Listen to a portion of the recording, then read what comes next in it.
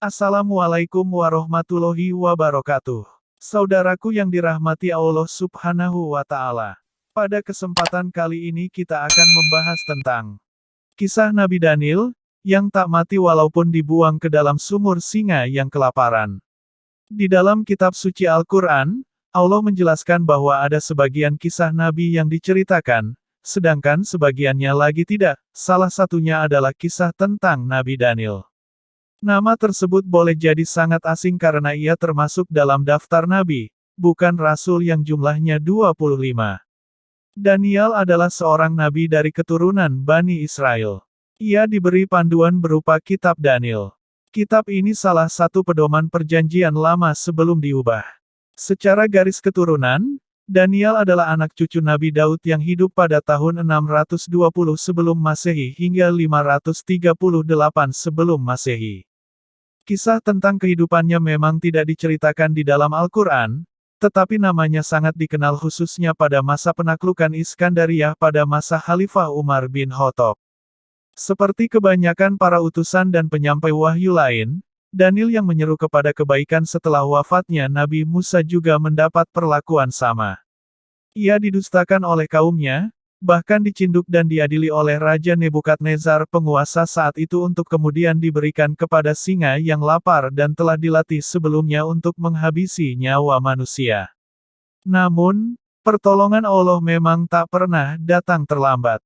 Meskipun secara kodrat singa adalah makhluk yang buas, ketika dihadapkan dengan Daniel mereka menjadi tunduk dan tidak liar.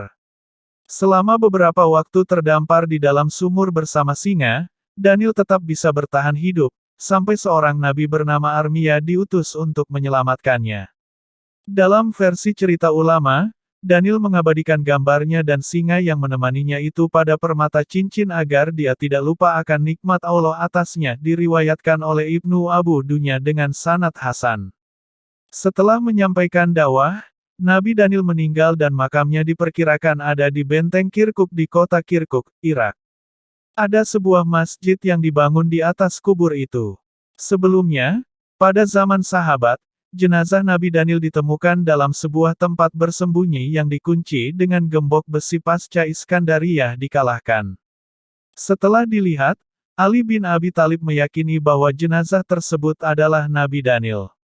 Melihat hal tersebut, Umar ibn Khattab meminta untuk dikafani ulang dan dikuburkan di tempat makam yang sekarang. Di atasnya kemudian didirikan sebuah masjid yang diberi nama Masjid Daniel. Itulah sejarah singkat mengenai ketaatan Nabi Daniel.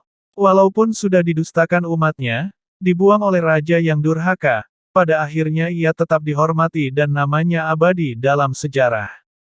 Memang, Allah selalu punya jalan untuk menolong hambanya yang membutuhkan pertolongan. Wallahu a'lam bishawab. Terima kasih sudah menonton. Semoga videonya bermanfaat dan menambah keimanan kita. Jangan lupa subscribe dan tekan loncengnya, supaya dapat notifikasi video bermanfaat selanjutnya. Wassalamualaikum warahmatullahi wabarakatuh.